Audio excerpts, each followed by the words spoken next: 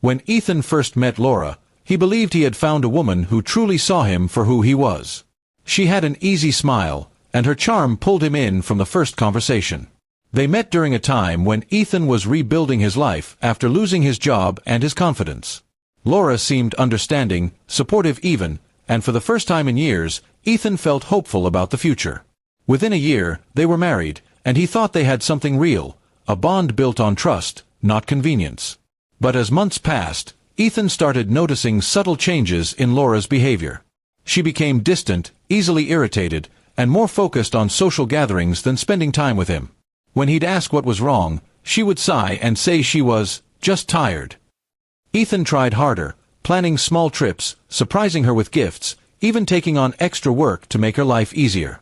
He thought she was just going through a stressful phase, but deep down, he sensed something deeper, something he didn't want to face.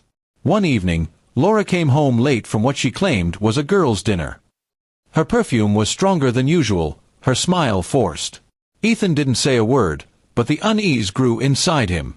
A few days later, he saw a message pop up on her phone, a man's name he didn't recognize. The message read, "Last night was amazing.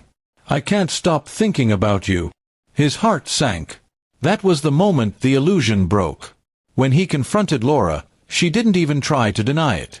Instead, she shrugged coldly and said, "You're overreacting. It's not like we're happy anyway." Ethan's voice trembled as he asked, "Then why did you marry me, Laura?" She hesitated for a moment before muttering the words that would burn into his mind forever. "Because I was desperate. I needed stability, and you were available." Ethan felt like the floor had been pulled from under him. Every memory, the wedding, their shared laughter, the quiet nights, suddenly felt fake. Laura stood before him, emotionless, as if she'd confessed something trivial. She didn't realize that with those few words, she had destroyed everything he had ever believed about their marriage. That night, Ethan didn't sleep. He sat on the couch, staring into the darkness, replaying every moment they'd shared. He thought about the way she'd once called him her anchor, how she'd cried when he proposed, and how she used to hold his hand in public. Now it all seemed rehearsed, a performance for stability, not love. By morning, something in him had changed. He decided he would no longer be the quiet, forgiving husband. The first thing he did was call his bank. He canceled every credit card under her name and changed access to all joint accounts. Laura had grown used to his financial support, the luxury dinners, designer bags, weekend getaways. But that day, her access vanished in minutes.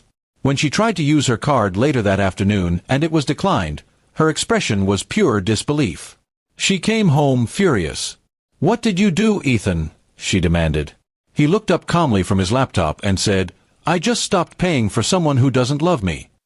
She scoffed, calling him petty, but beneath her anger, he could see the panic. Her life had revolved around convenience, and now it was slipping away. Within a week, Ethan filed for divorce. Laura thought he was bluffing at first. She tried to manipulate him with guilt, even pretending to cry, saying she had made a mistake. But Ethan had seen too much to ever trust her again. He told her quietly, "You didn't marry me out of love, Laura. You married your safety net. I'm just removing it." As the divorce moved forward, Laura's charm faded into bitterness. She tried to paint Ethan as cold and heartless to her friends, but most saw through it. The truth had a way of surfacing, and people noticed how she had changed after the money stopped flowing. Ethan, on the other hand, found peace in silence. He focused on rebuilding himself, this time without carrying someone else's weight. Months later, he heard from a mutual friend that Laura was struggling financially.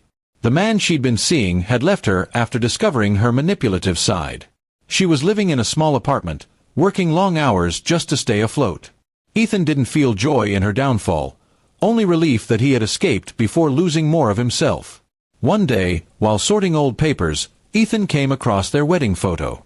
In it, Laura was smiling brightly, and he was holding her hand with pride.